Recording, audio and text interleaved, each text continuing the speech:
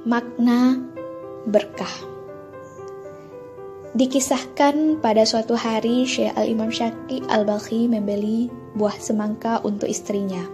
Saat disantapnya, ternyata buah semangka tersebut terasa hambar, dan sang istri pun marah.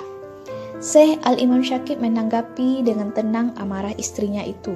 Setelah selesai didengarkan amarahnya, beliau bertanya dengan halus, "Kepada siapakah kau marah, wahai istriku?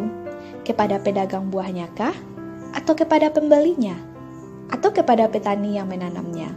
Ataukah kepada yang menciptakan buah semangka itu?" tanya Syekh Al-Imam Syaqi. Istri beliau terdiam, sembari tersenyum. Syekh Syaqi melanjutkan perkataannya. Seorang pedagang tidak menjual sesuatu kecuali yang terbaik. Seorang pembeli pun pasti membeli sesuatu yang terbaik pula. Begitu pula seorang petani, tentu saja ia akan merawat tanamannya agar bisa menghasilkan yang terbaik. Maka sasaran kemarahanmu berikutnya yang tersisa tidak lain hanya kepada yang menciptakan semangka itu. Pertanyaan Syekh Al-Imam Syaqi menembus ke dalam hati sanubari istrinya.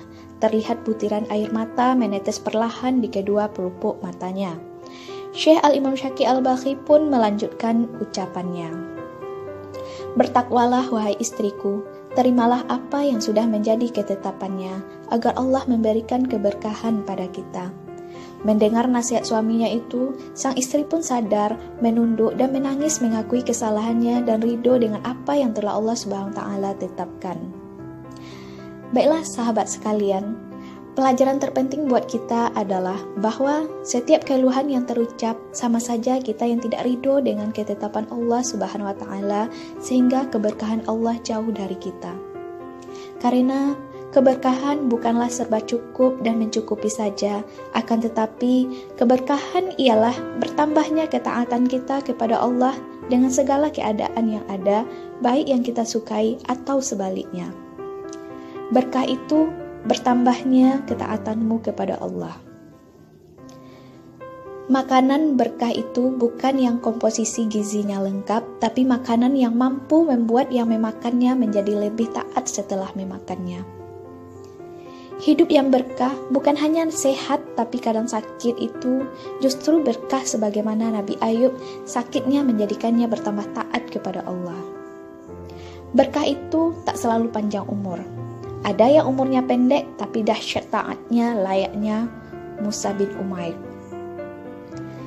Tanah yang berkah itu bukan karena subur dan panoramanya indah, karena tanah yang tandus seperti Mekah punya keutamaan di hadapan Allah tidak banding dan tiada tara. Ilmu yang berkah itu bukan yang banyak riwayat dan catatan kakinya, akan tetapi yang berkah ialah ilmu yang mampu menjadikan seorang meneteskan keringat dan darahnya dalam beramal dan berjuang untuk agama Allah. Penghasilan berkah juga bukan gaji yang besar dan berlimpah, tetapi sejauh mana ia bisa jadi jalan rejeki bagi yang lainnya dan semakin banyak orang yang terbantu dengan penghasilan tersebut. Anak-anak yang berkah bukanlah saat kecil mereka lucu dan imut atau setelah dewasa mereka sukses bergelar dan mempunyai pekerjaan dan jabatan yang hebat, tetapi anak yang berkah ialah yang senantiasa taat kepada Rabb-Nya dan kelak mereka menjadi lebih salih dari kita dan tak henti-hentinya mendoakan kedua orang tuanya. Semoga kita semua selalu dianugerahi kekuatan untuk senantiasa bersyukur padanya agar kita mendapatkan keberkahannya.